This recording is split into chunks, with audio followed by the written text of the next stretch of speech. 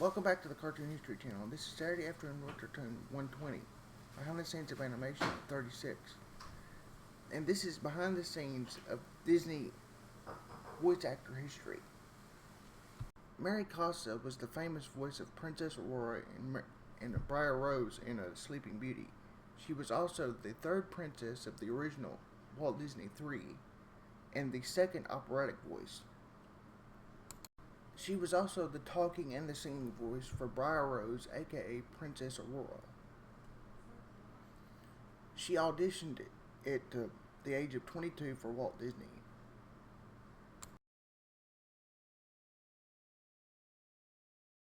She is also the only the original Disney princess living of the original three.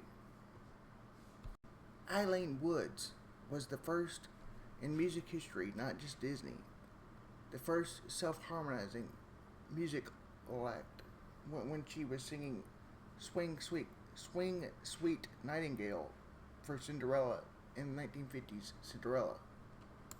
It also took Eileen Woods 2 years to voice the role of Cinderella. She started at 18 in 48 and finished when she was 20 in 1950, just in time for the movie premiere. Sad but interesting part of Eileen's life is she developed Alzheimer's in her later years, but loved her own recording of her singing the Sing Sweet Nightingale song, but had forgotten that it was actually her. So she had the nurses play the song of her anytime they could while she was at the nursing home. The first operatic Disney princess singing voice was Ariana Casalati, the voice of Snow White, which was kept under secret lock and key about her identity, period, back in those days, because they wanted to have the illusion of the magic.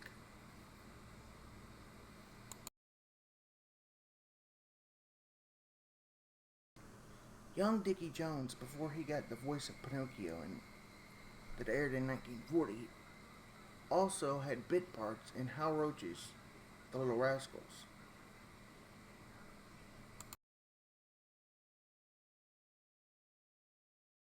One other famous Disney voice actress was Kathryn Beaumont. She first voiced Alice in Alice in Wonderland in 1951, and then 2 years later she voiced Wendy Darling in 1953's Peter Pan.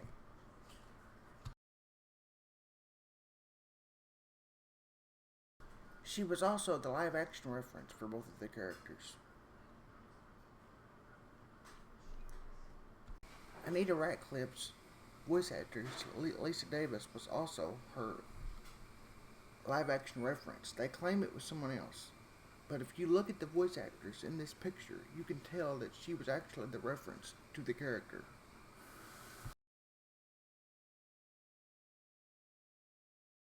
In 1994's the song Be Prepared, Scar's anthem song, or power song, half of the song was done by Jeremy Irons, his original voice, and towards the end of the song was actually done by Jim Cummings because Jeremy threw out his voice doing the Be Prepared song.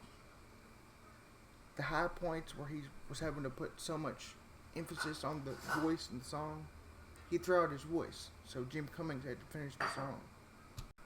The famous Samantha scene, I Don't Even Know a Samantha, from Olaf, from Frozen 1, the original Frozen, was an ad-lib of Josh Gad that they animated into the movie. Bobby Driscoll from 1953's Peter Pan was famously, at the time, the very first time that, even though it was a boy character, it was the first time Peter had been actually played by a boy. Historically, even though being designed as a boy character, was usually played by a woman.